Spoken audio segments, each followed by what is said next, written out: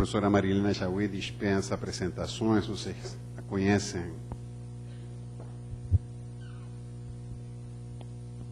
A conhecem muito bem, não só pela sua contribuição teórica fundamental para compreender o Brasil contemporâneo, sino também pelo seu compromisso político e social assumido em muitas causas ao longo desses últimos anos. É para nós uma honra muito grande receber aqui na UERJ. É a primeira vez que a professora Marilena está aqui dentro da UERJ, do espaço acadêmico da UERJ. Isso é muito honroso para nós. A professora Marilena vai fazer uma apresentação inicial, uma conferência. O professor Emir Sader vai fazer alguns breves comentários à conferência da professora Marilena. E depois da intervenção do professor Emir, vamos ter 2 ou 3, dependendo do tempo, blocos de perguntas. Eu quero agradecer mais uma vez à UERJ, à Secretaria de Direitos Humanos da Presidência da República, à Petrobras, à Unesco e muito especialmente ao reitor dessa universidade, o professor Ricardo Vieira Alves, que tanto apoiou esse evento, que nesse momento, infelizmente, por compromissos inadiáveis da sua agenda, não pode estar aqui, mas mandou como seu representante o professor Jorge da Silva, um ativo membro do seu gabinete, um gabinete que está iniciando agora um novo mandato que nós saudamos com muita alegria. Bom, passamos então a palavra à professora Marilena Chauí. Bom, eu quero começar agradecendo o convite do Pablo e do Emir, o convite da Flaxo e o convite da UERJ para esse evento tão importante. Eu queria dizer 3 coisas antes de eu iniciar a leitura do meu texto. A primeira é: eu tenho um problema muito grande com objetos técnicos. De um modo geral, eu costumo dizer que uma gaveta é um objeto técnico muito complexo para o meu uso. Então, eu tenho problemas com o computador. E o que aconteceu foi que meu computador quebrou, eu perdi os e-mails. O caso é que o título do evento não me chegou. E o que eu tinha era de uma conversa muito anterior, no primeiro semestre, com o Emir, sobre a minha fala aqui. E, naquela ocasião, o tema que foi proposto foi democracia e cultura. E, portanto, a ideia de cidadania cultural. Então, é disso que eu vou falar, né? É claro que vai haver um instante, sobretudo quando eu entrar no tema da participação, em que eu vou fazer referência, evidentemente, a esse tema. E, sobretudo, vocês sabem como é que eu defino a democracia, de modo que falar em direitos humanos e democracia, para mim, é a mesma coisa, né? E vou insistir nessa tecla. Essa é a minha primeira observação. Pedir desculpas, portanto, de que o meu tema vai ter uma certa distância com relação, especificamente, ao tema da memória. Não ao tema da justiça, nem ao tema dos direitos, mas ao tema da memória. E a segunda observação vai justamente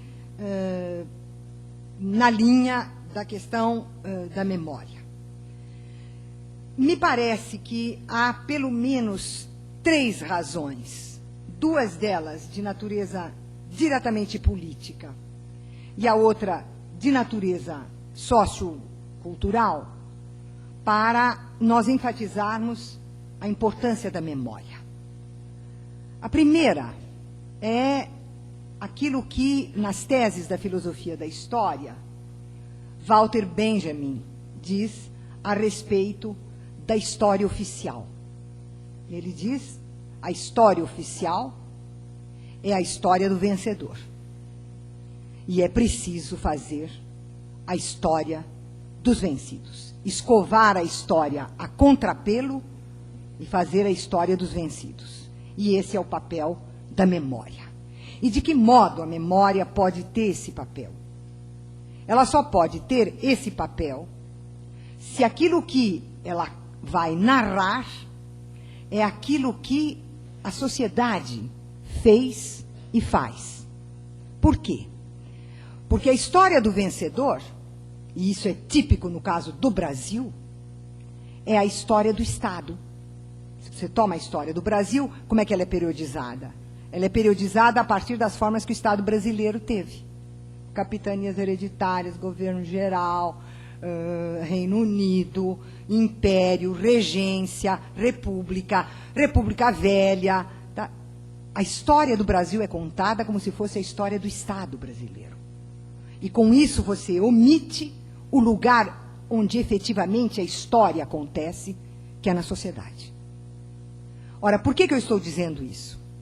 Porque na fala de um dos debatedores na mesa anterior, ele contestou o papel da Comissão da Verdade em função de como está estruturado o poder no Brasil, de como está estruturado o governo, as formas de aliança, enfim, tudo aquilo que nós sabemos. Ora, eu prefiro dizer que a Comissão da Verdade será um desastre se nós deixarmos que ela seja uma ação do Estado. Ela só será efetiva se ela for uma ação da sociedade. E eu espero que o meu texto sobre democracia esclareça por que eu estou fazendo essa afirmação. Então, cabe ao Estado, se o governo ou o Estado tem pretensões democráticas, cabe a ele dar uma figura institucional e legal a uma exigência que o contrapoder social faz. E é assim que eu vejo a Comissão da Verdade. A Comissão da Verdade não nasce de uma decisão do Estado, ela nasce da decisão do Estado de levar em conta o contrapoder social que exigiu que ela fosse feita, dentro das circunstâncias que nós sabemos quais são. Dessas circunstâncias, eu quero falar sob a forma de um exemplo. Mas eu vou deixar para dar esse exemplo no final do que eu vou dizer aqui, porque eu quero dizer o terceiro motivo pelo qual me parece importante a questão da memória. A forma neoliberal do capitalismo, vocês sabem, a materialidade da forma atual do capitalismo, teve como maneira de realização a fragmentação da sociedade. Eu gostaria de dizer que, do ponto de vista cultural e do ponto de vista da experiência perceptiva, da experiência cognitiva, essa forma fragmentadora do capital produz, do ponto de vista cognitivo, do ponto de vista perceptivo, uma fragmentação do espaço e uma fragmentação do tempo. E essa fragmentação, o fato de que esse copo, para produzir esse copo, um pedaço foi na China, outro na Índia, outro no Egito, outro em Atenas e o outro ali em Carapicuíba, e o copo apareceu, te dá o que aconteceu com o espaço. Né? Fragmentou-se inteiramente. E a mesma coisa, a fragmentação que ocorre com o tempo.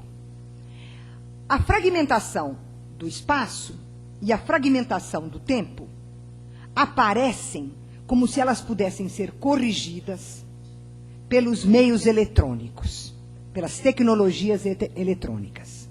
Então, o espaço é reunificado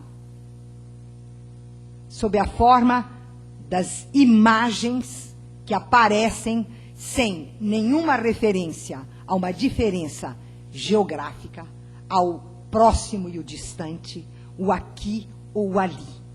A imagem se oferece a mim na sua presença imediata e direta. E a mesma coisa com o tempo. Esse tempo que está fragmentado aparece reunificado pelos meios eletrônicos como um tempo do aqui e do agora. Tudo se passa agora. Não tem passado e não tem futuro. Ou seja, a experiência da nossa percepção do espaço e do tempo e a nossa atividade cognitiva do espaço e do tempo se caracteriza por aquilo que um filósofo chamou de atopia. Topos, em grego, quer dizer lugar, e o a é o negativo, ausência de lugar, ausência de espaço, atopia. E acronia, cronos, em grego, o tempo, cronos, sem tempo. Nós vivemos uma experiência cotidiana, social, que é acrônica e atópica. Isso se chama o mundo virtual, a cultura virtual, o ciberespaço. Por que eu estou dizendo isso? Porque o mundo da cultura virtual, o mundo do ciberespaço, é o mundo sem memória. No virtual, tudo está lá do começo ao fim, não tem passado, não tem presente, não tem futuro. No virtual, tudo é um presente eterno. E, portanto, a profundidade do tempo e a diferença temporal, não a diferença entre passado, presente e futuro, mas a diferença entre o que era antes e o que a nossa ação faz acontecer e ser depois, se perde. Então, refazer a importância da memória, a importância da diferença temporal e a importância do campo histórico da nossa percepção e do nosso conhecimento, me parece fundamental. Então, eu diria que a questão da memória é uma questão política, história contra a história dos vencedores, mas é também uma posição teórica de envergadura. Por quê? Eu falei da fragmentação. Sem dúvida nenhuma, o que aconteceu na praça pública no Cairo, o que aconteceu na praça pública na Tunísia, o que aconteceu na praça pública em Atenas, o que aconteceu na praça pública na Espanha, o que aconteceu na Itália, o que aconteceu em Wall Street, e o que acontece, por exemplo, na USP, aconteceu na semana passada na USP, são importantíssimos. Mas eles têm a marca do virtual. Eles têm a marca da acronia e da atopia. São ações políticas importantíssimas, mas que têm a dimensão de um evento. Acontece, não tem passado e não tem futuro. É um acontecimento na sua imediatez do presente, sem tempo. O que significa que estamos, mundo afora, completamente desorganizados.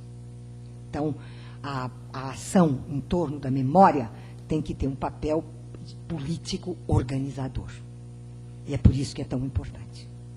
Bom, isso então para pedir desculpas de por que eu não trouxe nada sobre a memória e sobre o que está ali.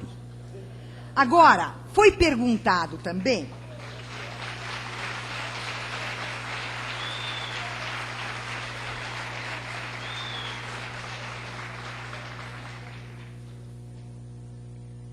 Foi perguntado, aliás, foi afirmado primeiro pela Nilceia, mas depois foi reafirmado várias vezes. Por que no Brasil demora tanto? Né? Tudo aquilo que o resto da América Latina já fez, o Brasil demora para fazer. Então, eu acho que a Nilceia deu a explicação sócio-histórica de por que isso acontece numa sociedade como a nossa. Eu vou ilustrar, eu vou contar um caso, e espero que esse caso que eu vou contar seja uma ilustração de por que a colocação dos direitos humanos e a colocação da questão da violência, da injustiça e do horror que se passa nesse país é sempre tão tardia e tão lenta. A história que eu vou contar, a historinha que eu vou contar, é uma coisa que aconteceu comigo, uns 2 meses atrás. Era um domingo, à tarde, e eu precisava tirar dinheiro num caixa eletrônico, porque eu tinha coisas para pagar na segunda-feira de manhã. Então, meu genro e minha filha, que estavam de carro, disseram, a gente dá uma carona para você. E me levaram até um banco perto da minha casa, o qual tem aquelas rampas para você poder estacionar. Acontece que, na frente das 3 rampas, estava um carro prateado gigantesco, tomando as 3 rampas. Eu digo um carro gigantesco porque eu conheço 2 carros, Fusca e Uno Mille. O resto para mim é grande, médio, azul, amarelo, preto, vermelho. Isso é a minha relação com os automóveis. Então, era um bruta de um carro que tomava as 3 rampas. E tinha, evidentemente, a janela toda preta. Então, você não sabia se tinha gente lá ou se não tinha. Meu genro teve que parar na segunda fileira, né, como é que chama mesmo quando a gente para? No meio da rua. E eu desci. Mas eu sou sempre muito zangadinha. Então, eu me dirigi à janela preta, escura, né? Me dirigi, achando que eu achei que eu estava me dirigindo ao nada. Mas, de toda maneira, eu me dirigi. E eu disse, vocês vão ao banco? Porque nós vamos e não podemos entrar. E o meu genro foi estacionar o carro e eu entrei no banco. Entrei. Meio minuto depois, entra uma moça. Eu não sei se vocês sabem, existe em São Paulo um novo shopping da alta burguesia, chamado Shopping Cidade Jardim, que só vende marcas, grifes, Christian Dior. Eu só sei Christian Dior. Enfim, vende marcas, certo? Bom, aí entra a moça. A moça estava hiperproduzida. Aquilo que eu chamo naturalmente produzida, porque é produzido de um jeito que parece que é tão natural, né? O cabelo, e ela era uma marca atrás da outra, ela era uma grife só, na blusa, no cabelo, tudo. Ela estava engrifada todinha. E ela entrou e falou assim para mim, não tem educação, não? É assim que fala com as pessoas? Aí eu disse para ela, não é uma questão de educação ou de falta de educação. Eu fiz uma pergunta. A minha pergunta é, se vocês iam usar o banco ou não, porque vocês estavam atrapalhando quem vai usar o banco. E a conversa ia acabar aí. Mas aí entra ele. Também produzidíssimo, engripadíssimo, todo produzido. E ele entra, olha para mim e diz, você acha que eu ia pôr o meu Mercedes em qualquer lugar? Bom, quando ele disse isso, tudo que tem de ruim em mim subiu. Mas subiu assim em golfadas. E eu disse para ele, fascista, típico da classe média e da classe dominante paulistana, seu fascista, você é uma abominação política. Ele me olhou e ele não entendeu.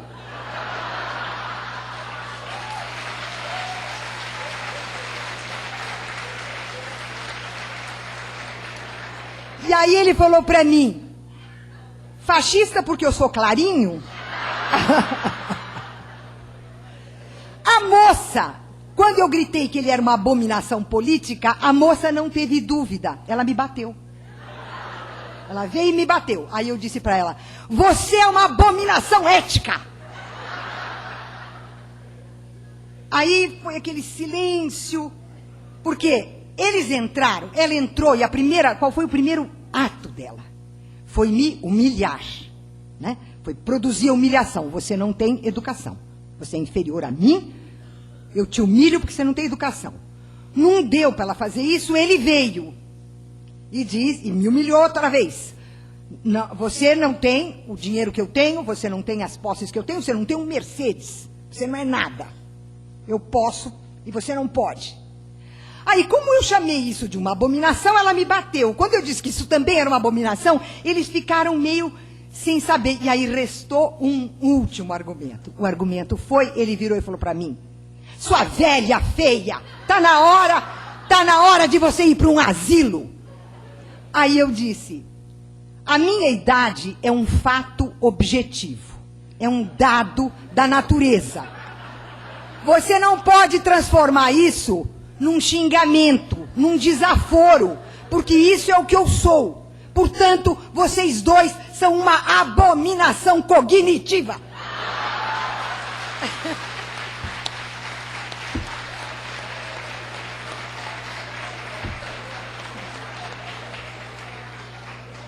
Aí ele pegou ela pelo braço e eles foram embora. Eu estou contando isso porque isso não é só a sociedade paulistana. Isso é sobretudo a sociedade paulistana, né? A cidade de São Paulo e o estado de São Paulo são isso que eu acabei de contar. Quer dizer, não é pouco, não é bolinho aquilo. É uma coisa, é uma sociedade fascista. O resto do Brasil é autoritário. São Paulo é fascista, né? Então, é muito duro, muito difícil. Mas, essa história dá um pouco o quadro, né, de como opera a sociedade brasileira. E que, portanto, cada pequeno passo que você conseguir dar e construir é imenso. Porque é a quebra dessa estrutura, né? Dessa estrutura que é a violência em estado puro. E que se mantém sob a mitologia do povo ordeiro, pacífico, sensual, generoso, do carnaval, do samba e do futebol, né? Então, esse verde amarelismo do povo ordeiro e pacífico serve para ocultar essa violência cotidiana que é cometida contra cada um de nós e contra as classes populares. Então, cada pequeno passo, nem que seja para dizer, você é uma abominação, não vai mudar nada, mas precisa dizer para o outro, ele tem que levar um susto de que ele possa ser uma abominação, que ele não é a beleza que a mãe dele disse para ele que ele é, né? Então, precisa fazer isso. E eu acho, é por isso que eu insisto muito em que é preciso que a sociedade brasileira, o tempo inteiro esteja em ação, esteja o tempo inteiro alerta. Porque, é claro, constituiu a comissão. Aí vai um desgraçado, uma abominação dessa lá. Ele vai lá. Porque ele está inscrito no coração e na cabeça de muitos dos que vão estar nessa comissão. Então, nós não podemos deixar a comissão na mão deles. Nós temos que vir. Aos trancos e barrancos, aos berros, enfurecidos, mas nós temos que vir. Tá? Bom, agora, com muita tranquilidade, eu vou fazer uma conferência. Olha, o meu texto ficou um pouco longo. Se vocês ficarem cansados, não tenham a menor dúvida de dizer, Marilena, já deu, já entendemos e a gente não aguenta mais. E eu paro, sem nenhum problema.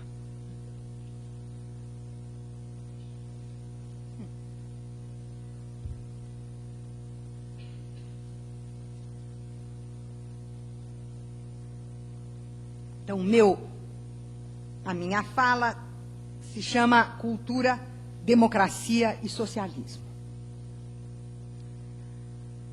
Se formos às origens da palavra cultura, veremos que ela significa cultivo, cuidado. Inicialmente, era o cultivo e o cuidado com a terra, donde agricultura, com as crianças, donde puericultura, donde com os deuses e o sagrado, donde culto. Cultura era uma ação que conduz à plena realização das potencialidades, alguma coisa, a terra, ou alguém. E significava desenvolver, fazendo brotar, frutificar, florescer e cobrir de benefícios. No correr da história do Ocidente, esse sentido foi se perdendo, até que, no século XVIII, a palavra cultura ressurge mas relacionada com um outro conceito, o de civilização. Ora, civilização é uma palavra que se deriva da ideia de vida civil, portanto, da vida política ou do regime político. Assim, durante o século XVIII, a cultura se tornou o padrão ou o critério que media o grau de civilização de uma sociedade. A cultura passou a ser encarada como um conjunto de práticas, artes, ciências, técnicas, filosofia, os ofícios, que permite avaliar e hierarquizar as sociedades, segundo o critério do seu progresso. No conceito de cultura, introduziu-se, portanto, a ideia de tempo, mas um tempo muito preciso, isto é, um tempo contínuo, linear, evolutivo, de tal modo que, pouco a pouco, cultura se torna sinônimo de progresso. Avalia-se o progresso de uma civilização pela sua cultura, e avalia-se a cultura pelo progresso que ela traz à civilização. Esse conceito de cultura, evidentemente, é profundamente político e ideológico. E ele reaparece no final do século XIX, quando se constitui um ramo das ciências humanas, a antropologia. No início da constituição da antropologia, os antropólogos mantêm o vínculo entre o conceito de cultura e o de evolução. Por tomar a noção de progresso como medida da cultura, a antropologia precisou de um padrão para medir a evolução ou o grau de progresso de uma cultura. Esse padrão, evidentemente, foi a Europa capitalista. As sociedades passaram a ser avaliadas segundo a presença ou ausência de alguns elementos que são próprios do Ocidente capitalista. A ausência foi considerada sinal de falta de cultura, ou de uma cultura pouco evoluída. Que elementos eram esses? O Estado, o mercado e a escrita. Por conseguinte, todas as sociedades que desenvolviam formas de troca, comunicação e poder diferentes do mercado, da escrita e do Estado ocidentais, foram definidas como culturas primitivas.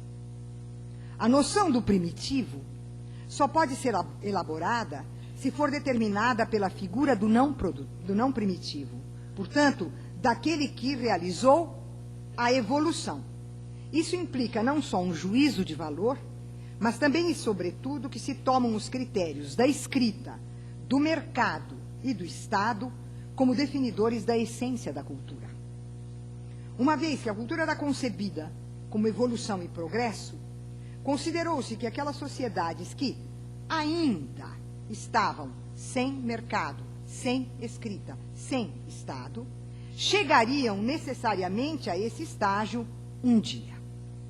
A cultura europeia capitalista foi assim colocada como o ponto final necessário do desenvolvimento de toda a cultura ou de toda a civilização. E, evidentemente, para ajudar os primitivos a sair do seu estado de atraso, essa cultura justificou todos os colonialismos. Não espanta, portanto, a quantidade de preconceitos e de ideologias montadas a partir dessa visão eurocêntrica da cultura, na qual o Ocidente capitalista, colonialista e imperialista, se apresenta como modelo e finalidade universais. Será apenas na segunda metade do século XX que os antropólogos, alguns de formação marxista e outros por sentimento de culpa, abandonarão essa perspectiva, dando início à antropologia social e à antropologia política, nas quais cada cultura é vista como uma singularidade, uma individualidade própria, dotada de uma estrutura específica. A partir de então, o termo cultura ganha uma abrangência que não possuía antes, passando a significar o campo de criação das formas simbólicas. Todas elas. O trabalho, a culinária, as relações sexuais, a relação com os mortos, a relação com o tempo, o belo e o feio, o justo e o injusto, tudo isso que a produção simbólica passa a constituir a cultura. A cultura passa, então, a ser entendida como criação coletiva da linguagem, da religião, dos instrumentos de trabalho, das formas de habitação, vestuário e culinária, das manifestações do lazer, da música, dança, pintura, escultura, dos valores e das regras de conduta, dos sistemas de relações sociais, particularmente os sistemas de parentesco e as relações de poder. A partir de então, a cultura é compreendida como o campo no qual uma comunidade institui as relações entre seus membros e com a natureza, conferindo-lhes sentido ao elaborar símbolos e signos, práticas e valores, ao definir para si própria o possível e o impossível, a linha do tempo, as distinções no interior do espaço, o verdadeiro e o falso, o belo e o feio, o justo e o injusto, o permitido e o proibido, a relação com o visível e o invisível, com o sagrado e o profano, a guerra e a paz, a vida e a morte.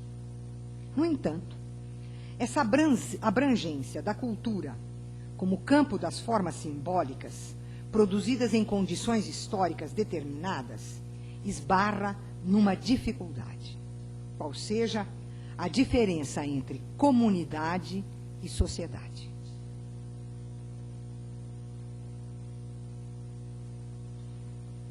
A marca da comunidade é a indivisão interna e a ideia de bem comum. Os seus membros estão sempre numa relação face a face, sem mediações institucionais. Possuem o sentimento de uma unidade de destino ou de um destino comum e afirmam a encarnação do espírito da comunidade em alguns dos seus membros em certas circunstâncias. Ora, o mundo moderno desconhece a comunidade. O modo de produção capitalista dá origem à sociedade, cuja marca primeira é a existência de indivíduos separados uns dos outros por seus interesses e por seus desejos.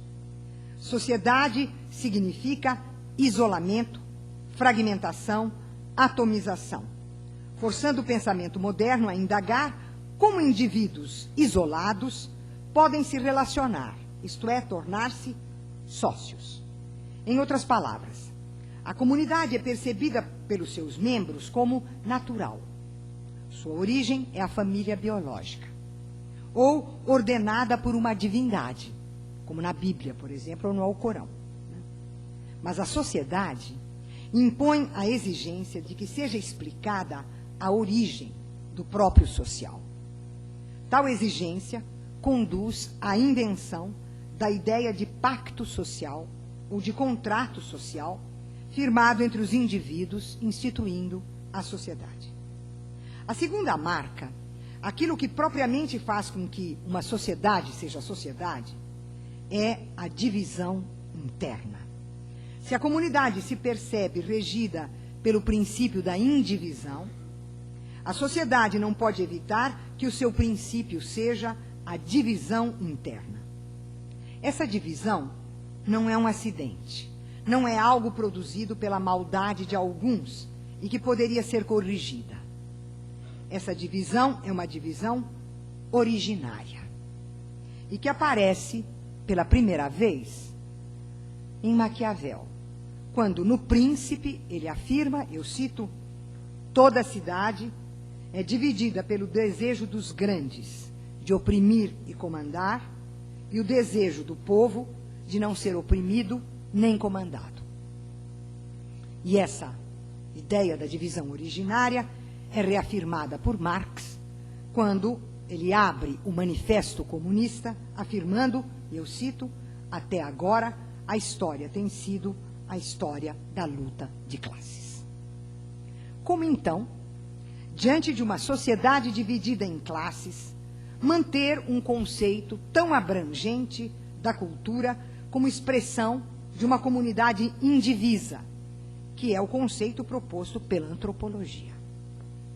Na verdade, isso é impossível, pois a sociedade de classes institui a divisão cultural. Essa divisão recebe nomes variados. Pode-se falar em cultura dominada e cultura dominante, cultura opressora e cultura oprimida, cultura de elite, cultura popular. Seja qual for o termo empregado, o que se evidencia é um corte no interior da cultura entre aquilo que se convencionou chamar de cultura formal, isto é, a cultura letrada, e a cultura popular, que corre espontaneamente nos veios da sociedade. Ora, cultura popular não nos arranja muito, porque também não é um conceito tranquilo. Basta lembrarmos os 3 tratamentos principais que a noção de cultura popular recebeu. O primeiro, no romantismo do século XIX, afirma que cultura popular é a cultura do povo bom, verdadeiro e justo, ou aquela que exprime a alma da nação e o espírito do povo. O segundo tratamento veio da Ilustração francesa, que considera a cultura popular o resíduo da tradição, misto de superstição e ignorância, a ser corrigido pela educação do povo. E o terceiro sentido, vindo do populismo do século XX, mistura a visão romântica do bom povo e a visão iluminista da tradição. Da visão romântica, o populista mantém a ideia de que a cultura feita pelo povo, só porque é feita pelo povo, é boa e verdadeira. Da visão iluminista, o populista mantém a ideia de que essa cultura, por ser feita pelo povo, tende a ser tradicional e atrasada com relação ao seu tempo, precisando, para atualizar-se, de uma ação pedagógica realizada ou pelo Estado ou por uma vanguarda política. Cada uma dessas concepções da cultura popular configura opções políticas muito determinadas. A concepção romântica busca universalizar a cultura popular por meio do nacionalismo, ou seja, transformando a cultura popular em cultura nacional. A concepção ilustrada ou iluminista propõe a desaparição da cultura popular por meio da educação formal a ser realizada pelo Estado. E a concepção populista pretende trazer a suposta consciência correta ao povo, para que a cultura popular se torne revolucionária, na perspectiva da vanguarda de esquerda, ou que ela se torne um bom sustentáculo do Estado, na perspectiva do populismo de direita. Assim como a simples valorização da cultura popular não significa que estamos todos no mesmo barco, a simples desvalorização da cultura popular também não significa que estamos todos no mesmo barco. Por isso mesmo, vale a pena mudar o foco da questão. Graças às análises e críticas da ideologia, nós sabemos que o lugar da cultura dominante é muito claro. É o lugar a partir do qual se legitima o exercício da exploração econômica, da dominação política e da exclusão social. Mas esse lugar, que determina claramente onde está a classe dominante, torna mais nítida a cultura popular, como aquilo que é elaborado pelas classes populares, e em particular pela classe trabalhadora, segundo aquilo que se faz no polo da dominação, isto é, como repetição da posição dos dominantes ou como contestação da posição dos dominantes, dependendo das condições históricas e das formas de organização populares.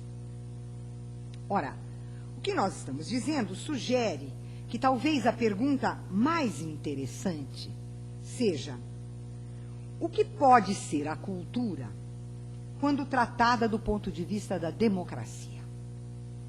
O que seriam uma cultura da democracia e uma cultura democrática? Quais os problemas de um tratamento democrático da cultura? Portanto, de uma cultura da democracia e da realização da cultura como visão democrática.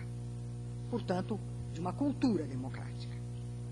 Essas perguntas sinalizam quais seriam, pelo menos de início, os problemas que temos que enfrentar. Em primeiro lugar, o problema da relação entre a cultura e o Estado. Em segundo, a relação entre a cultura e o mercado. E em terceiro, a relação entre a cultura e os criadores culturais.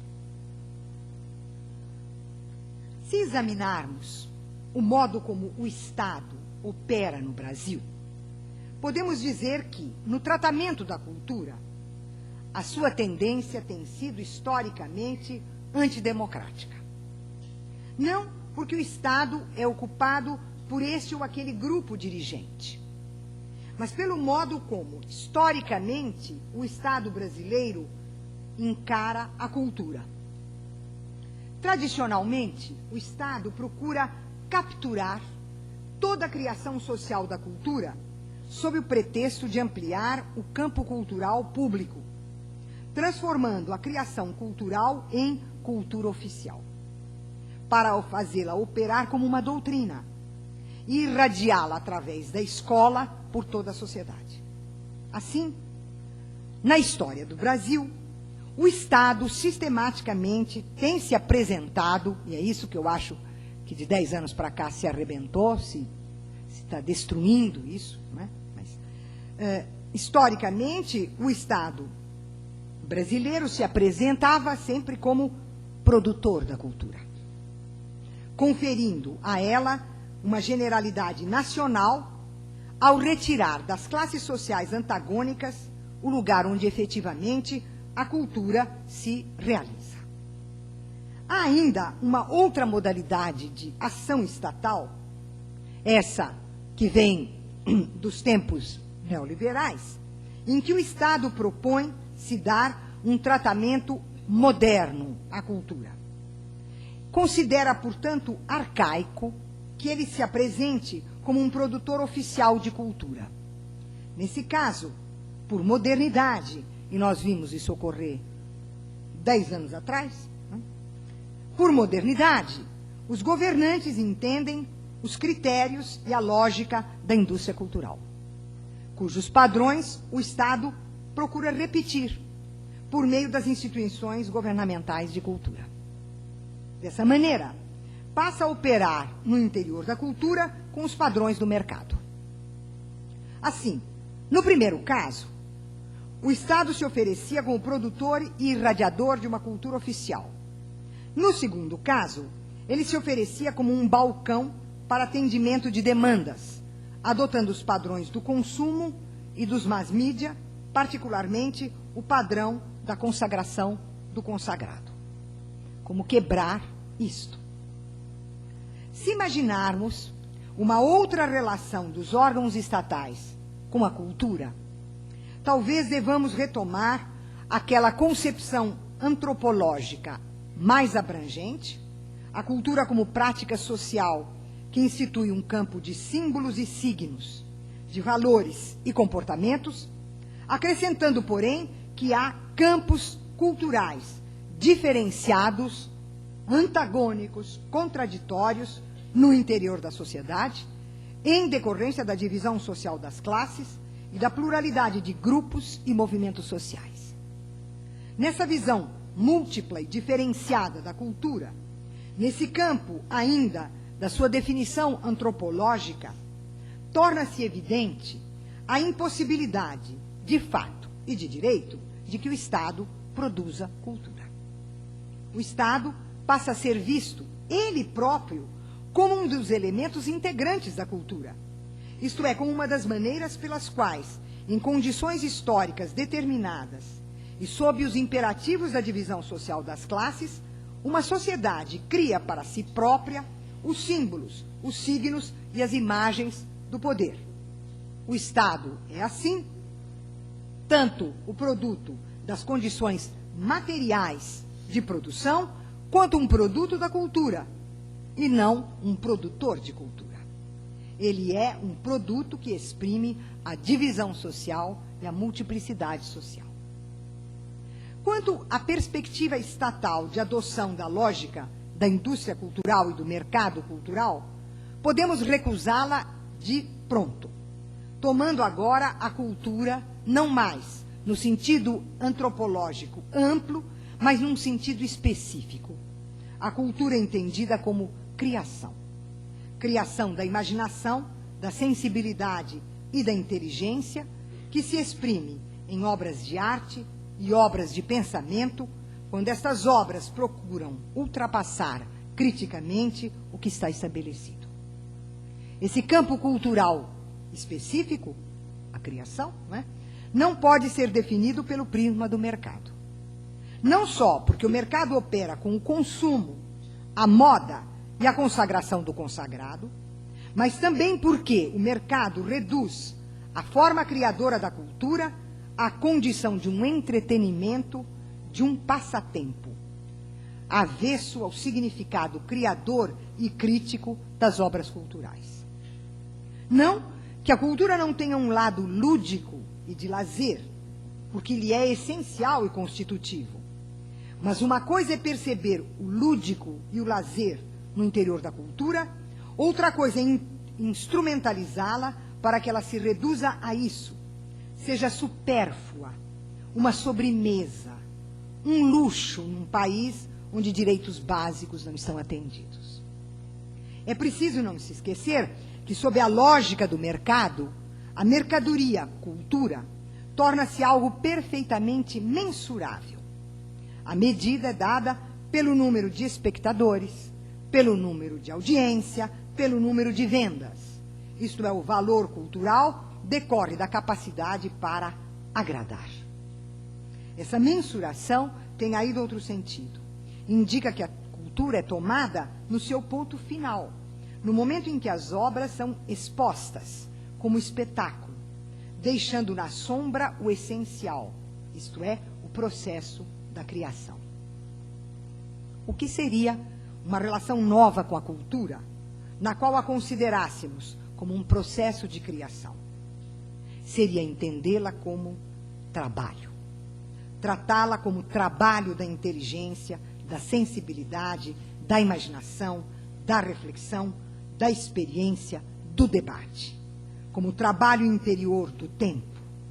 Ou seja, pensar a cultura como instituição social. E, portanto, determinada pelas condições materiais de sua realização. O trabalho, como sabemos, é a ação que produz algo novo, algo até então inexistente, graças à transformação do existente naquilo que não havia antes. O trabalho livre ultrapassa e modifica o existente. Como trabalho, a cultura opera mudanças em nossas experiências imediatas.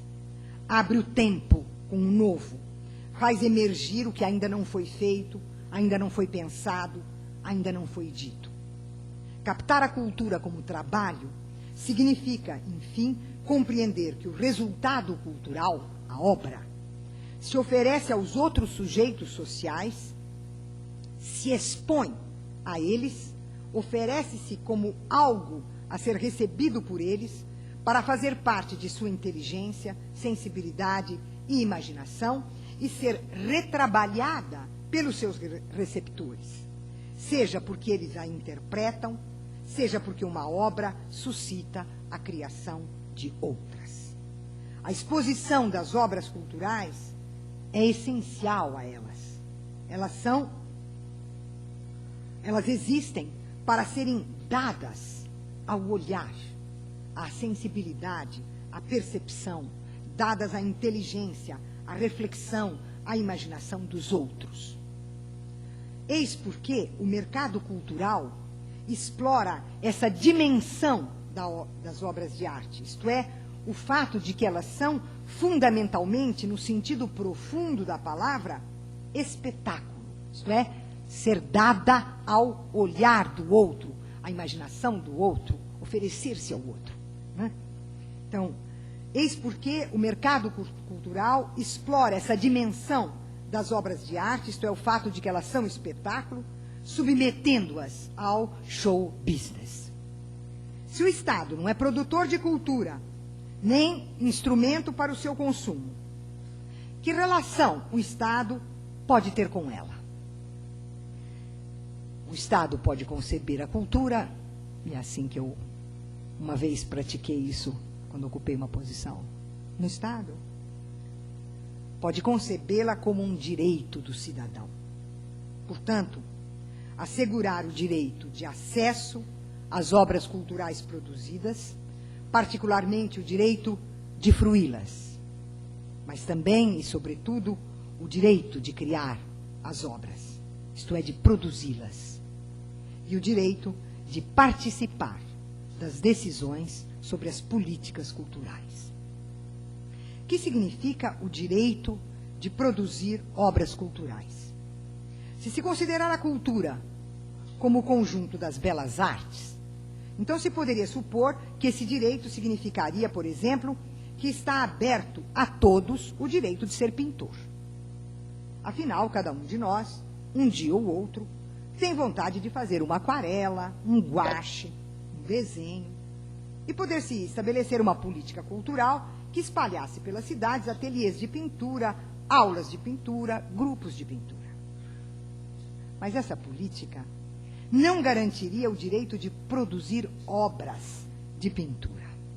Ela garantiria um hobby, um passatempo, no melhor dos casos, uma ludoterapia. O que é a pintura? A pintura é a expressão do enigma da visão e do visível.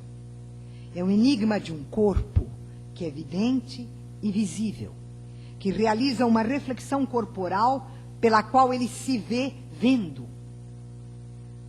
A pintura é o enigma das coisas visíveis, que estão simultaneamente lá fora, no mundo, e aqui dentro, nos nossos olhos. Enigma da profundidade, que não é a terceira dimensão do espaço ao lado da altura e da largura, mas é aquilo que nós não vemos, e, no entanto, é o que nos permite ver. Enigma da cor, pois uma cor não é apenas diferença entre cores. Enigma da linha, pois ao oferecer os limites de uma coisa, não a fecha sobre si, mas a coloca em relação com todas as outras. O pintor interroga todos esses enigmas, e o seu trabalho é dar a ver um visível que não vemos quando olhamos o mundo, e que só se torna visível para nós através da obra do pintor. Se, portanto, nem todos são pintores, mas praticamente todos amam as obras da pintura, não seria melhor que essas pessoas tivessem o direito de ver as obras dos artistas, fruí-las, serem levadas a elas? Não caberia ao Estado garantir o direito dos cidadãos de ter acesso à pintura? Ora, essas mesmas pessoas, que não são pintoras, nem escultoras, nem dançarinas, também são produtoras de cultura, no sentido antropológico da palavra. São, por exemplo, sujeitos, agentes, autores da sua própria memória. Por que não oferecer condições para que eles possam criar formas de registro e preservação de sua memória, da qual eles são os sujeitos? Por que não oferecer condições teóricas e técnicas para que, conhecendo as várias modalidades de suportes da memória, documentos, escritos, fotografias, filmes, objetos, etc., os próprios sujeitos sociais possam preservar a sua própria criação como memória social? Não se trata, portanto, de excluir as pessoas da produção cultural, e sim, de alargar o conceito de cultura para além do campo restrito das belas artes, e garantir a elas que naquilo em que elas são sujeitos à sua obra, elas tenham o direito de produzi-la da melhor forma possível. Finalmente, o direito à participação nas decisões de política cultural é o direito dos cidadãos de intervir na definição das diretrizes culturais e dos orçamentos públicos, a fim de garantir tanto o acesso quanto a produção de cultura pelos cidadãos. Trata-se, pois, de uma política cultural definida pela ideia de cidadania cultural, em que a cultura não se reduz ao supérfluo, ao luxo, ao entretenimento, isto é, aos padrões do mercado, nem à oficialidade doutrinária, porque oficialidade doutrinária se chama ideologia. Mas quando a cultura se realiza como direito de todos os cidadãos, direito a partir do qual a divisão social das classes, isto é, a luta de classes, possa manifestar-se e ser trabalhada, porque no exercício do direito à cultura, os cidadãos, como sujeitos sociais e políticos, se diferenciam, entram em conflito, comunicam e trocam suas experiências, recusam formas de cultura, criam outras e movem todo o processo social. Afirmar a cultura como um direito é opor-se, portanto, à política neoliberal que abandona a garantia dos direitos, transformando-os em serviços vendidos e comprados no mercado e, portanto, privilégios de classe. Ora, vocês aguentam mais um pouquinho? E agora eu vou entrar na democracia.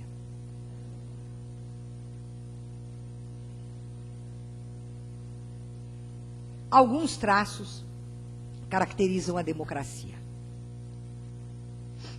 Contra a versão liberal, o liberalismo define a democracia como o regime da lei e da ordem, para garantir a livre iniciativa. É claro que isso não é democracia. É evidente que isso não é democracia. Para os liberais e as negas deles, né? Mas alguns traços caracterizam a democracia. Em primeiro lugar, a legitimidade e a necessidade do conflito. A democracia é o único regime político no qual o conflito não é algo que precisa ser exorcizado, ocultado, terminado, mas aquilo que vivifica o regime político. Pois, ao contrário de qualquer outra forma política, a democracia tem a peculiaridade extraordinária de ser a única na qual o conflito é constitutivo do seu modo de ser. O conflito não é um obstáculo, ele é a constituição mesma do processo democrático. Talvez esta seja uma das maiores originalidades da democracia. E por aí vocês podem avaliar, com as abominações que temos Brasil afora, a dificuldade para a instituição democrática no Brasil. Quando os estudantes ocuparam a Faculdade de Filosofia, o Alckmin disse que os estudantes estavam precisando de uma lição, de uma aula de democracia. E ele mandou o exército, a cavalaria e helicópteros. Ou seja, é assim e é só assim que a Opus Dei imagina a democracia. Então, ou seja, no Brasil, por ser uma sociedade oligárquica, dividida entre o privilégio e a carência, e incapaz de admitir a criação de direitos, nessa sociedade oligárquica e autoritária, o conflito recebe o nome de desordem, perigo, crise, ignorância e atraso. E você manda repressão em cima dele. Né? Então, se a grande originalidade da democracia, aquilo que distingue a democracia de todos os outros regimes, é o fato de que ela considera que o conflito é constitutivo dela. Uma sociedade em que os poderes constituídos, em que a classe dominante não suporta o conflito e tende a massacrá-lo, é uma sociedade em que é muito difícil instituir a democracia. Bom, a segunda característica da democracia é ser o único regime político que não se apoia na noção de privilégio, mas na ideia de direito. não apenas o direito, no sentido do Estado de Direito, isto é, como definição e garantia jurídica de alguns direitos, mas sim como criação de direitos, criação de novos direitos. Por seu vínculo constitutivo com o conflito, a democracia não cessa de fazer surgir novos sujeitos sociais, novos sujeitos políticos, que emergem dos conflitos e são criadores de novos direitos. A democracia é, assim, fundamentalmente, o processo de criação de direitos, né? E isso é também uma das suas originalidades. E, por isso, ela é uma forma política aberta ao tempo e à história. A terceira característica da democracia, justamente porque opera com o conflito e com a criação de direitos, é a de não se confinar a um setor específico da sociedade no qual a política se realizaria, isto é, o Estado. Mas a democracia determina a forma das relações sociais e de todas as instituições. Ou seja, ela é o único regime político que é também a forma social da existência coletiva. Ou seja, a democracia institui a sociedade democrática e não apenas um Estado democrático. E a nossa aposta tem que ser na sociedade democrática. É também característica da democracia que somente nela se torne claro o princípio republicano da separação entre o público e o privado. De fato, com a ideia e a prática da soberania popular, nela se distinguem o poder e o governo. O poder pertence aos cidadãos, que o exercem instituindo as leis e as instituições políticas ou o Estado. O governo é uma delegação de poder, por meio de eleições, para que alguns assumam a direção da coisa pública. Em outras palavras, somente na democracia os governantes não podem identificar-se ao poder, nem apropriar-se privadamente dele, porque o poder é popular, isto é, pertence aos cidadãos. E, finalmente, ela é a forma de vida social que cria para si própria um problema que ela não pode cessar de resolver, porque a cada solução que ela encontra para o problema, ela reabre esse problema. Ou seja, a questão da participação. A palavra democracia, como se sabe, vem do grego, composta de dois vocábulos, demos, o povo, e kratos, o poder.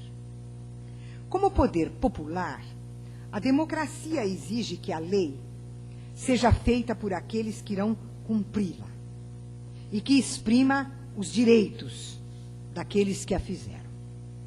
Sabemos que, nas sociedades de classe, o povo, na qualidade de governante, não é a totalidade das classes, nem a totalidade da população, mas a classe dominante, que por meio do voto se apresenta como representante de toda a sociedade para a feitura das leis, seu cumprimento e a garantia dos direitos, bem como para a direção da coisa pública. Assim, paradoxalmente, a representação política tende a legitimar privilégios e formas de exclusão política, sem que isso seja percebido como ilegítimo, embora possa ser percebido como insatisfatório. Como consequência, começam a se desenvolver, à margem da representação política legal, que é da classe dominante, ações e movimentos sociais que buscam interferir diretamente na política, isto é, não sob a forma da representação, mas sob a forma da pressão e da reivindicação. Essa forma costuma receber o nome de participação popular, sem que o seja efetivamente, uma vez que a participação popular só será uma participação política e democrática se ela puder produzir suas próprias leis, normas, regras e instituições que dirijam a vida sociopolítica. O que é o totalitarismo? O totalitarismo é uma formação social na qual o Estado e a sociedade são postos como se fossem idênticos, onde a fórmula Estado total. A identidade entre ambos sendo obtida por meio do partido único, definido como representante da totalidade do povo, e do qual todos os sujeitos sociais são obrigatoriamente membros ou militantes. Como o partido se organiza sob a forma de células, a mesma organização se impõe à sociedade, de sorte que o Estado é um imenso organismo cujas funções são realizadas pelas suas células sociais partidárias. O Estado se apresenta, assim, como origem da sociedade, como um poder que foi capaz de instituir a sociedade a partir do zero. Matéria sem forma, a sociedade vem à existência pela ação criadora do Estado, que lhe dá organização e se põe como centro e sentido dela. É isso o totalitarismo.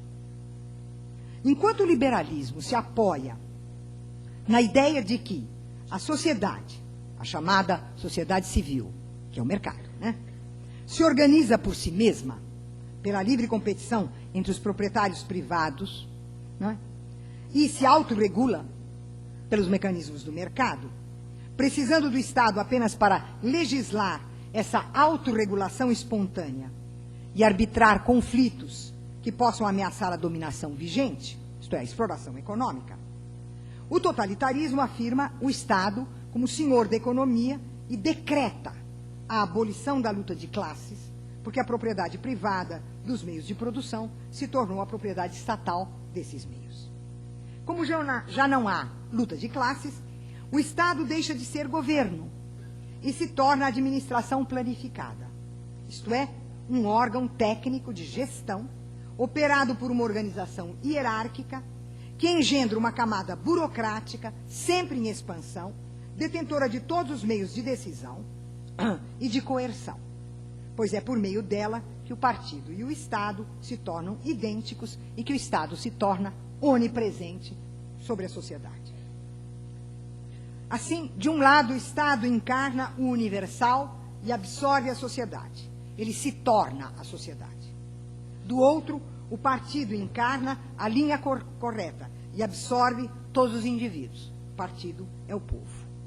O Estado se apresenta como origem da lei e o partido se apresenta como origem do povo e do saber. E eles formam uma totalidade sem fraturas. Ora, além dos enganos teóricos e políticos, do economicismo, do politicismo e das críticas liberais ao totalitarismo, que colocaram o socialismo sob suspeição, existe também o equívoco da social-democracia, que considera o socialismo idêntico ao estado do bem-estar social. Ora, nós sabemos que não é o caso. A política do estado do bem-estar social não pode ser identificada com o socialismo por uma razão muito simples, que é, de fato, o socialismo. Economicamente, o socialismo se define pela propriedade social dos meios sociais de produção. Eu insisto muito que nós, socialistas, temos que sempre dizer os meios sociais de produção, né? A propriedade social dos meios sociais de produção. Por que eu insisto nisso?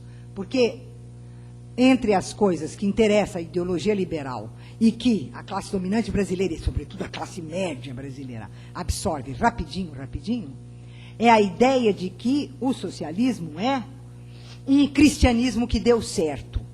Isto é, a divisão igualitária de tudo que a gente tem. Ou seja, eles entendem a propriedade como a propriedade privada dos bens de consumo, dos bens necessários à vida. Mas não é isso o socialismo. O socialismo não é que cada um tenha uma televisão, como dizia o Collor. Não sei se se lembram na campanha. Bom, alguns são tão jovens que nem... Mas houve um cara chamado Fernando Collor que numa eleição, como é que ele se dirigia ao Lula e ao PT, ele dizia o seguinte: cuidado, eles vão pegar o seu apartamento e dizer, é muito grande esse apartamento só para 3 pessoas, e vão trazer das ruas 4 ou 5 para dividir o seu apartamento. Eles vão dizer, você tem 2 televisões? Para que você quer 2 televisões? Eles vão dar uma para um outro. Ou seja, um cristianismo bem sucedido, certo? Divide, partilha, né? Dá a tua capa para o outro, teu manto para o outro. Não é isso o socialismo, isso é uma burrice. É só a cabeça burguesa que, depois de formular isso como ideologia para dominar, acaba acreditando e pensa que é assim. Então, nós temos que desfazer isso. Se trata da propriedade social dos meios sociais de produção. É disso que se trata. Né? Isso significa, por um lado, que é conservada e garantida a propriedade privada individual como direitos aos bens não somente necessários à reprodução da vida, mas, sobretudo, indispensáveis ao desenvolvimento e aperfeiçoamento da vida. De outro, isso significa que o trabalho deixa de ser assalariado, portanto, produtor de mais-valia, portanto, deixa de ser força explorada e alienada para tornar-se uma prática de autogestão social da economia, um compromisso dos indivíduos com a sociedade como um todo. Isto é, o trabalho se torna livre, expressão da subjetividade humana objetivada ou exteriorizada nos produtos. Socialmente, o socialismo se define pelas ideias de justiça, a cada um segundo suas necessidades e capacidades, no dizer do Marx. Pela ideia de abundância, não há apropriação privada da riqueza social. Igualdade, não há uma classe detentora da riqueza e dos privilégios. Liberdade, não há uma classe detentora do poder social e político. Autonomia racional, o saber não está a serviço de interesses privados da classe dominante. Autonomia ética, os indivíduos são os agentes conscientes que instituem normas e valores de conduta. E autonomia cultural, as obras de pensamento e as obras de arte, não sendo determinadas pela lógica do mercado, nem pelos interesses da classe dominante, se tornam verdadeiramente livres. Essas ideias e valores mostram que o socialismo se define por direitos. Politicamente, portanto, o socialismo se define pela abolição do aparelho de Estado como instrumento de dominação e coerção, substituindo-o por uma outra forma da política, isto é, as práticas de participação, de autogestão, por meio de associações, conselhos, movimentos, etc. Isto é, o poder não se concentra no aparelho estatal. Se compreendermos a democracia como instituição de uma sociedade democrática e o socialismo como instituição de uma política verdadeiramente democrática, compreenderemos que somente numa política socialista os direitos que definem essencialmente a sociedade democrática podem finalmente concretizar-se. E que somente numa sociedade democrática a prática política socialista pode efetivar-se.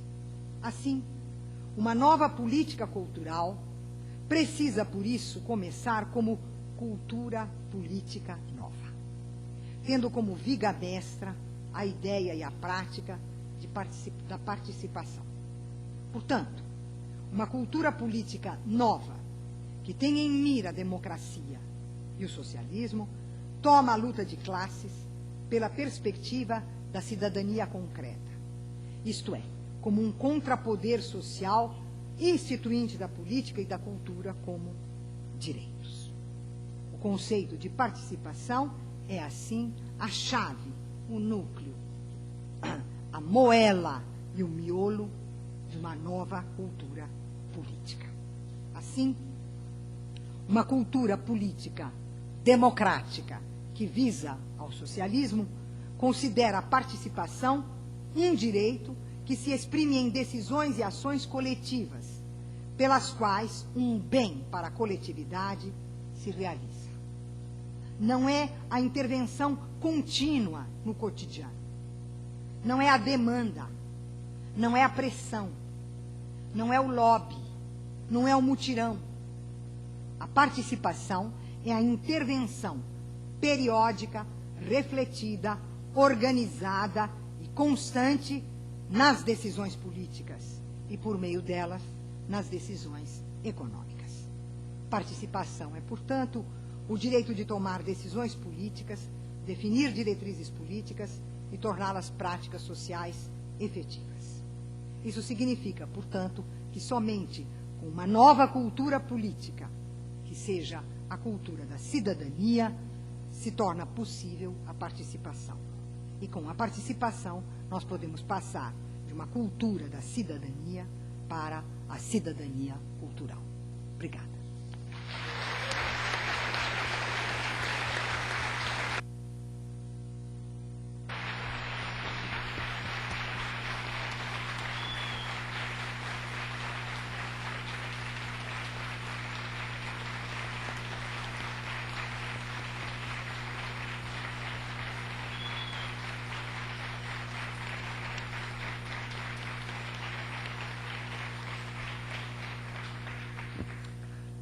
Eu não vou fazer comentários, quero fazer 3 observações. Eu fui anotando a quantidade de temas possíveis para comentários, seria impossível, nem eu teria condições. O que a Marilena fez aqui é um escândalo. Aliás, são 3 escândalos. O primeiro escândalo demonstra como a circulação de ideias no Brasil não existe.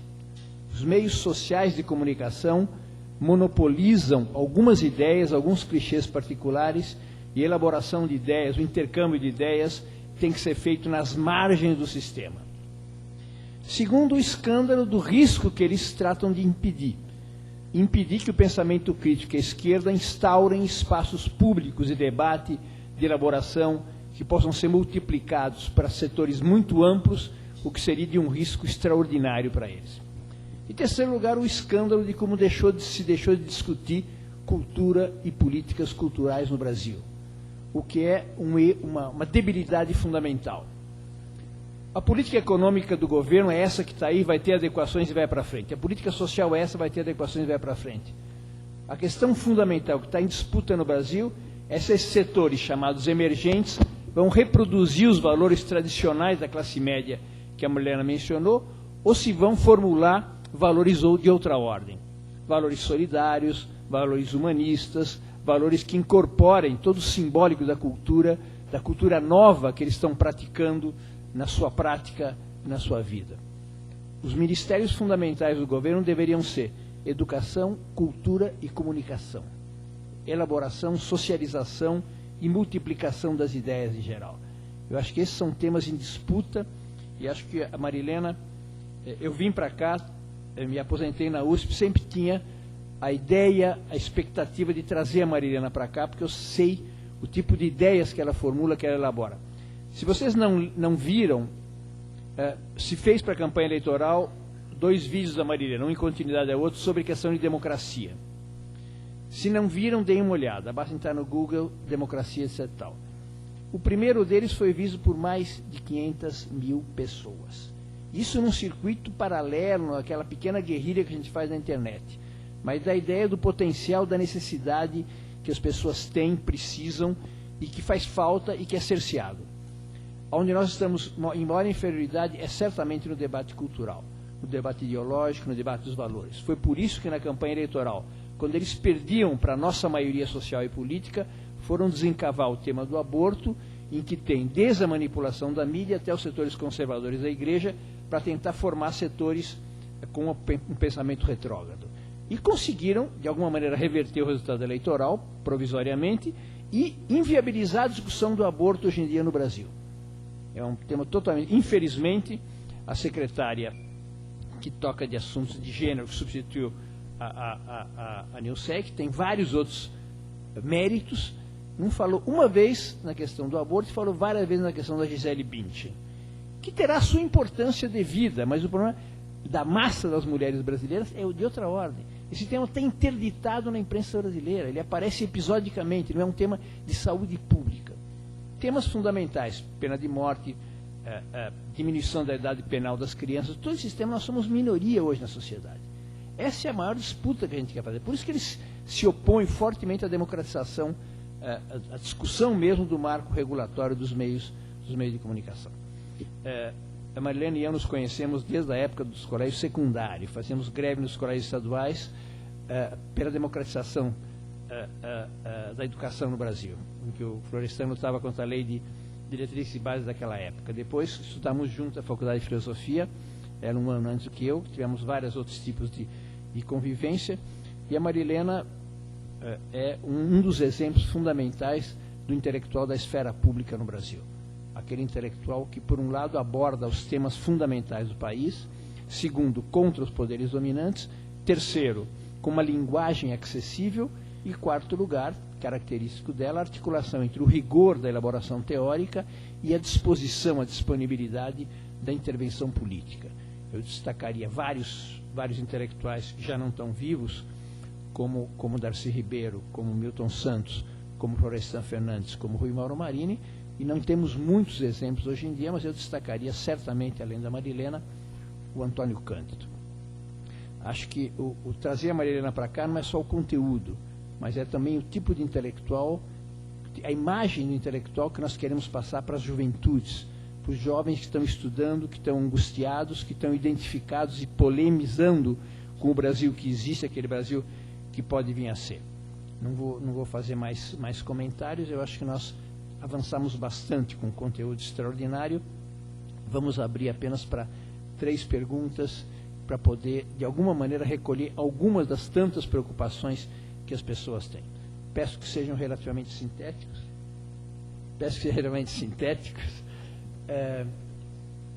Para poder ter tempo de ter uma resposta da Marilena, nós já exploramos bastante. Quem quer levantar alguma questão? Tem um microfone ali. Esse microfone aqui, por favor.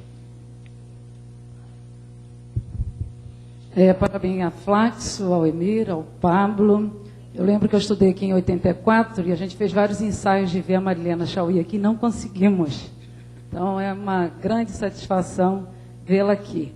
E juntando a primeira mesa com essa sua fantástica conferência e trazendo para o nosso assunto da memória e do tema que o ciclo de debates propõe, é uma fala que pode ser uma provocação, mas é uma pergunta, né? A gente vê que a televisão, o cinema, a música, ela ocupa em algum momento alguns espaços de trazer essa memória da época da ditadura. Inclusive a juventude, que não tem, né, esse tempo da história, vê isso de modo bem figurativo. Tem uma telenovela hoje no ar, e eu escuto às vezes o pessoal falando no dia seguinte, parece que é uma cena que quase inexistente. Então, Marilena Chaui, professora, se a senhora fosse ministra da Educação do Brasil, e se a senhora tivesse que apresentar um programa junto com a Secretaria de Direitos Humanos, que medidas a gente teria hoje para levar esse tema nosso, essa proposta de não esquecer esse tempo da nossa história para as escolas, para as universidades, para esses espaços de saber do nosso país? Tinha outra questão aqui. Espera só um pouquinho, eu preciso de uma... Espera só um pouquinho que eu preciso de uma caneta. Obrigada.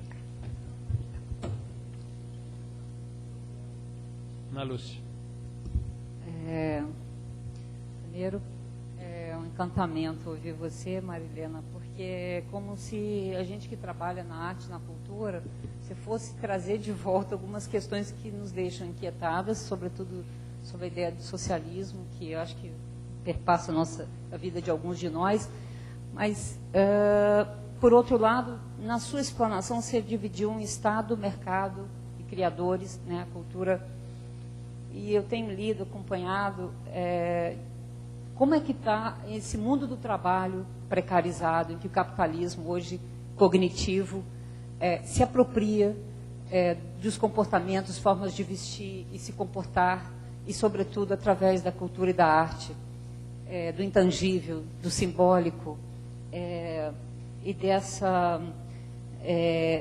trazendo significados para aparelhos e consumos e mercadorias. E, por outro lado, esses criadores que estão alimentando esse mercado publicitário, enfim, de moda, de design, de tudo que perpassa as obras de arte, os leilões de arte, cada vez um boom, de vendas nos leilões de arte. Por outro lado, essa inquietação, essa instigação que a arte provoca e traz, diferente do entretenimento e do lazer, simplesmente. Quer dizer, como se pensar hoje essa criação, se ela está, de certa forma, encantada, perpassada por esse mundo comercial do consumo e da mercadoria, como qualquer outro produto. Desse tal trabalho livre, nem tão livre assim, desse novo mundo do trabalho precarizado, porém encantado com o mercado. Bom, uma terceira questão, lá. Ali.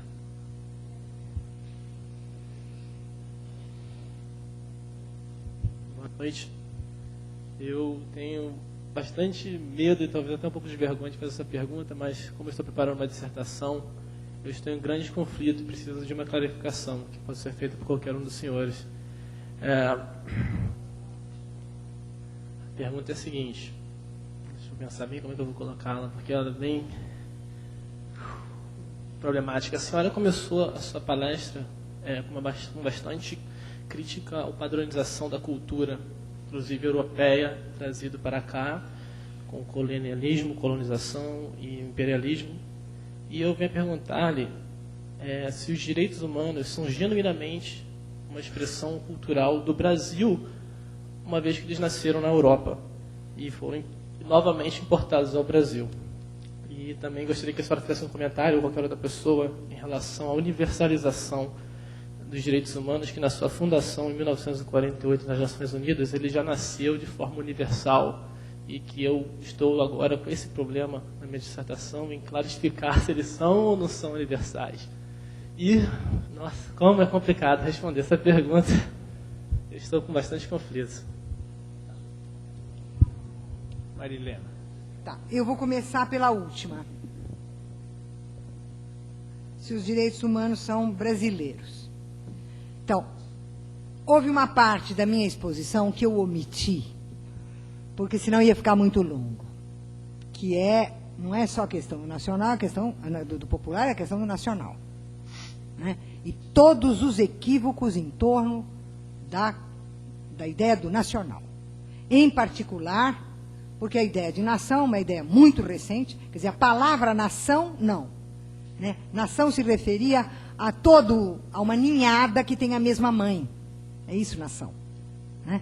Nação, nascer, natureza, é esse o sentido. Uma ninhada com uma única mãe. É por isso que os judeus, quando não tinham mais Estado, a gente se referia a eles como o povo da nação, porque eles não tinham Estado. Então, eles só tinham um mesmo ancestral. Então, a ideia de nação como ancestralidade única é antiga. Mas a ideia do nacional ligada à ideia de Estado nacional é recentíssima. É uma coisa do século XIX, a partir das necessidades do capitalismo de ter um enclave territorial. Né? E é isso que hoje, essa forma globalizada do capital sem a regulamentação, coloca em questão. Né? Se precisam ou não ainda do enclave territorial. Então, eu não tratei de todos os equívocos que aparecem quando você junta o popular e o nacional. Porque o popular, a palavra popular, marca a divisão social de classes. A palavra nacional oculta isso, na ideia de uma comunidade única, que fala como é que define a nação, a mesma língua, os mesmos costumes, de preferência a mesma religião e sob o mesmo Estado. Ou seja, nacional significa unidade, indivisão. E, portanto, a expressão nacional popular é uma curiosa expressão contraditória, em que um termo afirma a divisão de classes e o outro afirma a unidade social. Né?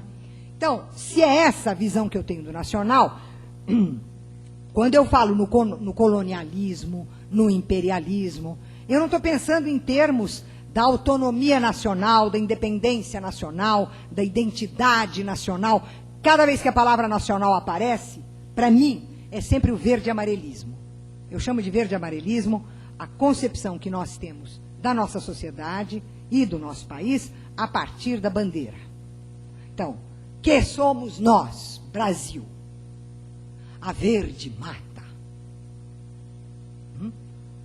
as grandes riquezas minerais, o céu de anil e o branco da paz, que nos faz querer ordem e progresso. É isso a bandeira do Brasil. É isso o hino nacional. Então, eu tenho arrepios, como marxista, eu tenho arrepios com a noção de nacional. Então, ao falar em colonialismo, imperialismo, não estou pensando em termos de uma nação dominando outra nação. É como é que o capital, como é que a metrópole capital, tal como ele se realiza na sua metrópole, usa todo o entorno periférico a seu serviço. Ele usa de várias maneiras, e uma delas que eu mencionei aqui é a maneira ideológica, que é a maneira de considerar o outro, por exemplo, primitivo. Né? Então, como eu descarto a questão do nacional e penso a relação do capital como a relação entre um centro e uma periferia que operam em sincronia, né? Aquilo que a gente sabe se chamava, em outros tempos, o capitalismo desigual, né? Então, o desenvolvimento capitalista desigual. Então, eu estou me referindo, portanto, à operação do capital. E não se veio da Espanha para o Brasil, se foi da Itália para o Uruguai. Isso é cabeça burguesa. Não penso com essas categorias. Não penso mesmo. Então, o que acontece? Eu posso dizer que os direitos humanos são brasileiros, mas eu posso dizer que eles são brasileiros, ingleses, italianos, ou posso dizer qualquer coisa. Por quê? Porque a marca de um direito, e é isto que o distingue do privilégio e da carência, é que um direito é, por definição, universal. Um privilégio é, por definição e necessariamente, particular. Se ele não fosse particular, se o privilégio estivesse distribuído para todos, ele não era um privilégio. O privilégio significa a particularidade excludente. A carência é particular. É a carência que esse grupo tem de moradia, aquele tem de escola, aquele tem de transporte, e a maioria da população brasileira, a carência de alimento. Né? Então, a carência é específica também. Ela é de um grupo determinado, de uma classe determinada. Um interesse é uma reunião que generaliza uma carência. Pode transformar a carência de alguns num interesse que muitos têm de vencê-la. Né? E um privilégio não pode nunca se transformar, a não ser ideologicamente, num interesse comum. É quando a classe dominante diz que ela tem interesses em comum. Então, interesses são generalização de duas particularidades. A particularidade da carência ou a particularidade do privilégio. Um direito se opõe a essas duas particularidades porque um direito é universal. Ou porque ele é universalmente válido, ou porque ele é universalmente reconhecido quando ele é direito a uma determinada diferença. Então, ou reconhecimento universal, ou validade universal. Mas é a universalidade que é a marca distintiva dos direitos. Desse ponto de vista, um direito é sempre um direito universal. Seja lá onde ele for pronunciado e proclamado. O que há de interessante é o que acontece com o fato de haver uma declaração de direitos. A primeira que nós conhecemos é a da Revolução Radical Inglesa, de 1640. A segunda que nós conhecemos é a de 1789, da Revolução Francesa. E a terceira que nós conhecemos é essa, depois da Segunda Guerra Mundial, 47, 48. Ora, o que significa declarar um direito? Significa dizer que um direito não é natural. Que ele não é algo que está dado por natureza. E sim que ele é algo que se institui histórica e socialmente. Um direito é uma instituição social e, portanto, uma instituição histórica. Ora, o que as declarações de direito fazem? Quando elas assinalam, quando elas fazem a declaração, se você olha a sociedade na qual os direitos foram declarados, essa sociedade não tem a realização de nenhum deles. Você pega a situação da Inglaterra pós-Revolução de 1640 e vê a declaração que os Levelers fizeram dos direitos e olha a Inglaterra, a Grã-Bretanha, nenhum daqueles direitos existe. Você pega a França e depois a Europa, né, após 1789, nenhum daqueles direitos existe. E você pega a de 48, a declaração de 48, olha o mundo e vê que em 90% do mundo aquilo não existe. Qual é a função da declaração? A função da declaração é afirmar que aquilo é um direito e que, portanto, você tem que lutar por ele, instituí-lo, criá-lo, produzi-lo. Ou seja, a declaração de direitos não afirma a existência efetiva de direitos. Ela declara que algo é um direito e, por isso, deve ser conquistado, instituído, produzido.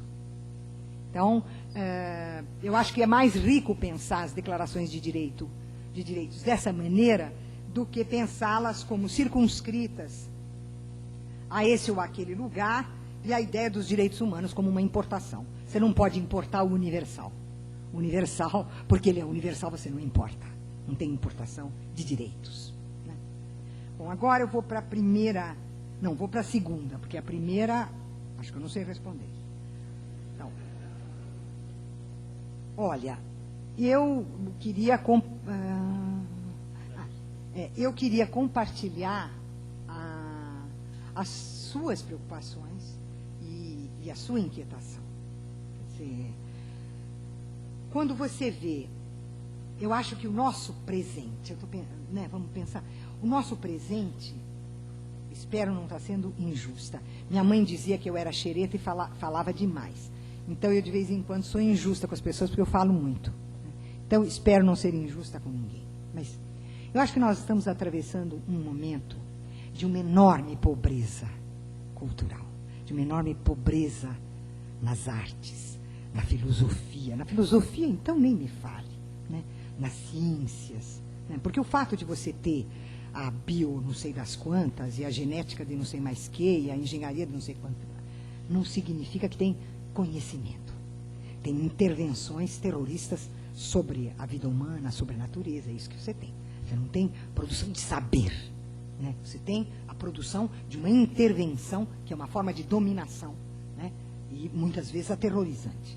Então, eu diria que é um momento, né, de parada cognitiva, parada teórica, parada artística e a absorção de tudo que foi feito pelo mercado da moda, que é o mercado do efêmero, né? O que caracteriza a moda é o efêmero e volátil, né? Que não dura. Então, é o mercado da moda que se apropria de toda a produção cultural e faz isso se transformar no interior dos meios de comunicação, naquilo que eu chamei de ideologia da competência. Ou seja, esses produtores são transformados em especialistas competentes, que vão para o jornal, para a televisão, para o rádio. Não sei se eles fazem isso no YouTube, isso eu não vi ainda, mas porque eu também não sei usar o YouTube.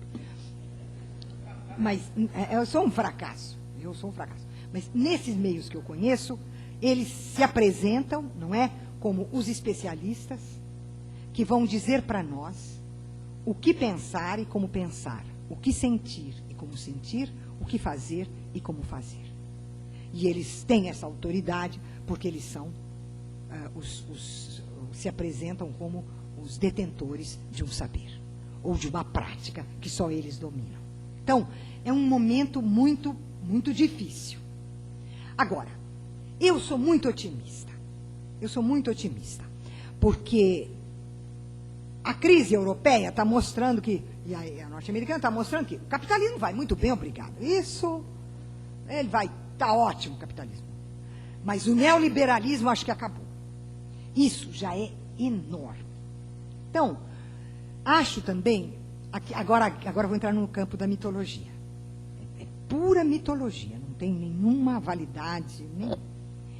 Mas eu notei que, depois de momentos de uma parada muito profunda no pensamento, nas artes, no começo de cada século, de alguns séculos pelo menos, tem uma irrupção e uma inovação e uma criação impressionantes, né?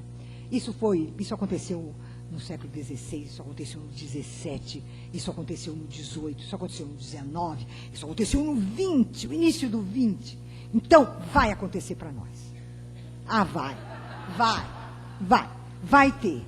E eu acho que vai passar pelo instante em que essa crise toda que está acontecendo apareça com clareza como a impossibilidade do mercado dar conta da cultura e dos produtores culturais se insurgirem contra isso, né? Porque, por enquanto, eles estão fascinados. É um fascínio. Né? Mas eu aposto e acho que muitas das nossas ações sociais, das nossas ações políticas, vão nessa direção. Né? Então, pôr em questão os meios, né? E ter sensibilidade para o que vem vindo. Eu acho que vem vindo. Eu estou esperando. Vai acontecer. Aconteceu sempre. Por que no nosso século aqui não vai acontecer? Por que para os meninos não vai acontecer? Vai acontecer. Então, todos que falaram aqui lembraram a distância de idade. Eu quero lhes lembrar a enorme distância de idade. Eu tenho 70 anos. Então, e estou aqui dizendo a luta continua. A luta continua.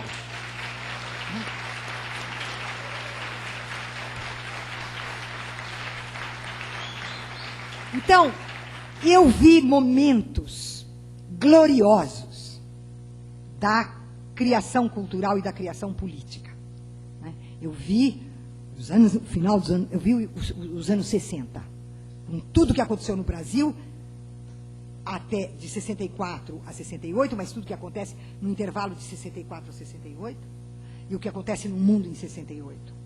Depois,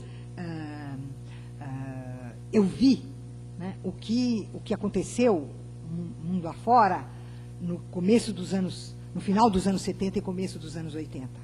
Né? Então, para quem viu várias experiências culturais e políticas, né, não há motivo para se desesperar com essa absorção no momento dos produtores culturais pelo mercado e pelos meios de comunicação.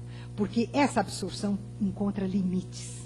Ela opera pela repetição do consagrado e pela rotatividade e obsolescência rapidíssima de tudo na superfície. Você tem que ter a mesma coisa com um outro chantilly. Mas é sempre o mesmo,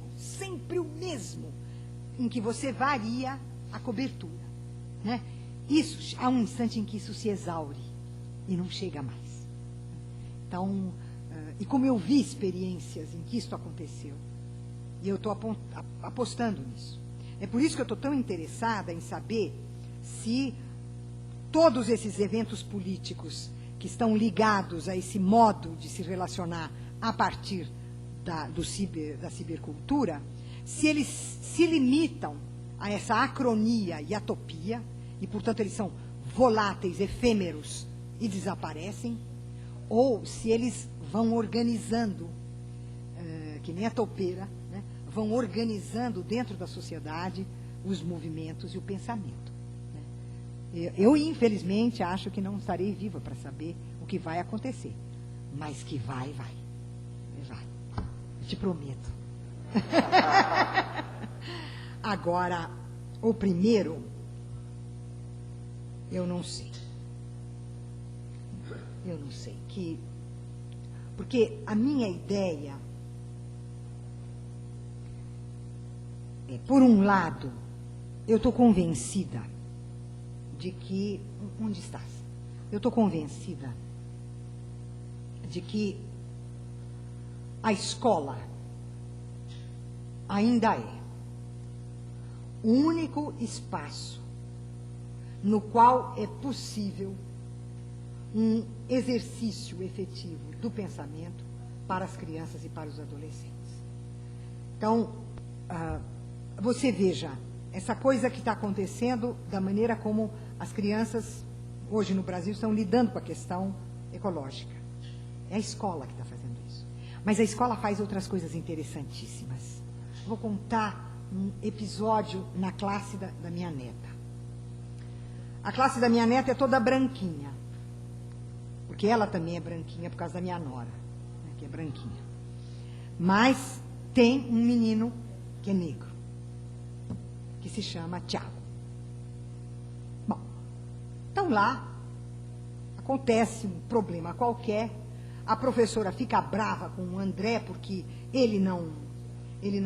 com o André, porque ele não fez uma lição que ele tinha que fazer ali na classe, e o André diz, não fiz porque um negro tirou o meu lápis. E a professora diz, Tiago, você tirou o lápis? E a classe inteira disse, professora! E eles se viraram para o Tiago e disseram, se você quiser, a gente vai na justiça por causa da discriminação racial. Então, é a escola. Por mais que ela esteja entranhada na ideologia de classe média, da qual falarei daqui 2 minutos, a escola, ela produz alterações de pensamento e de comportamento. Então, eu acho que isso teria que atravessar as escolas. E que o Ministério da Educação tinha que encontrar uma maneira, assim como ele encontrou uma maneira para a questão ambiental ser um tema obrigatório nas escolas, encontrar uma maneira pela qual os direitos e a memória seja um tema obrigatório nas escolas. Porque isso mexe muito. Então, isso para pensar em termos de ação do Estado. Agora, o Estado só fará isso e aí é que eu sou ferrenhamente democrática, não é? Se nós nos organizarmos socialmente como um contrapoder que exija que isso seja feito. E que diga ao Estado, nós queremos que seja feito em tais e tais e tais esferas da vida social, em tais e tais instituições, de tal e tal maneira. Mas somos nós que temos que fazer isso. Não pode vir como uma iniciativa do Estado. Porque se for uma iniciativa do Estado, a dimensão propriamente democrática que isso tem se perde. Porque vira o quê? Vira exigência oficial e doutrinária. A maneira disso não ser uma coisa oficial e doutrinária é que venha através de nós. Né? E que isso descambe, por exemplo, como você me perguntou no caso da educação, que isso descambe para dentro das escolas. Né? Agora, isso é claro que isso é muito difícil. E é muito difícil, entre outras razões, por causa da questão da classe média. Né? Porque eu queria dizer para vocês o seguinte: fala-se muito que surgiu uma nova classe média no Brasil. Mas a minha tendência é fazer uma análise marxista da composição de classes e considerar que surgiu uma nova classe trabalhadora, para a qual não temos discurso. Para a qual não temos discurso e não temos práticas. Né? E por isso ela pode ser engolida pela ideologia da classe média. Porque se você pensa em termos da estrutura, e é lá que dá o problema da escola, por exemplo, né? A maneira como a ideologia dominante através da classe média é perpassada,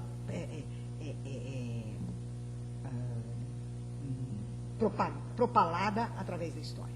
Porque se você toma a composição social das classes, né, e não pensa em termos de ABCDE, porque ABCDE é a maneira como a sociologia e os institutos de mercado, de pesquisa de mercado, dividem as classes, tendo como critério a profissão, a escolaridade e o nível de renda.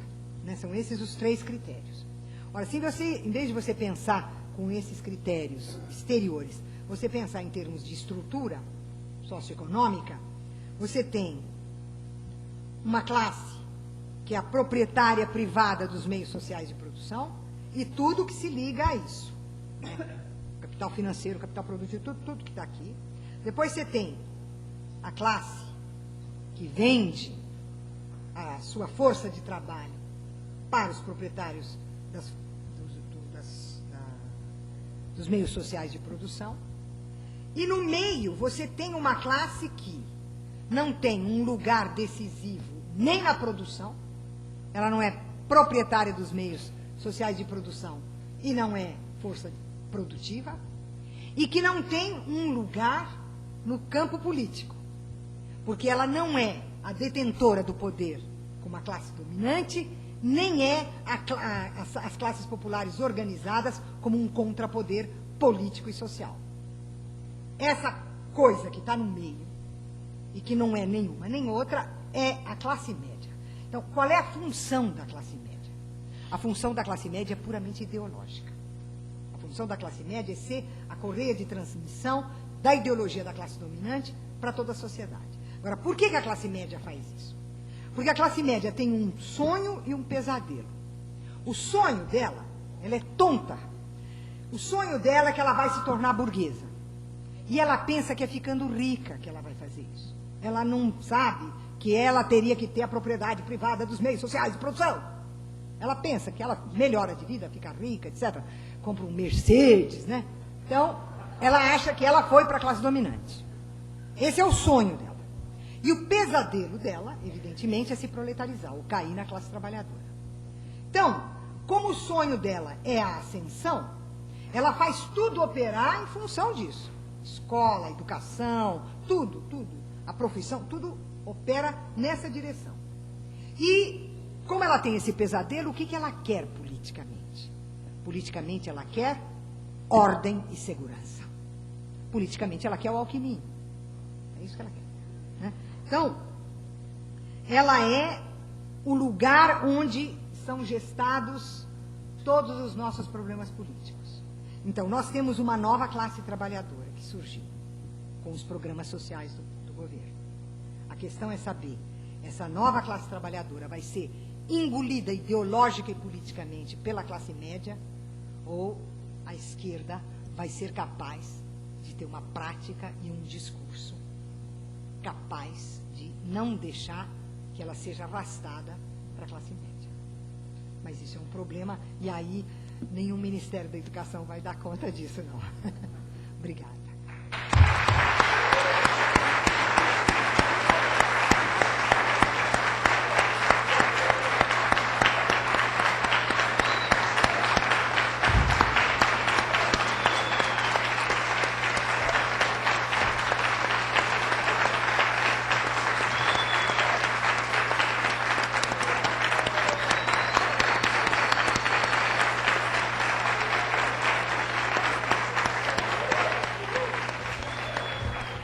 Mundo, vasto mundo, mais vasto é o nosso coração. Bom,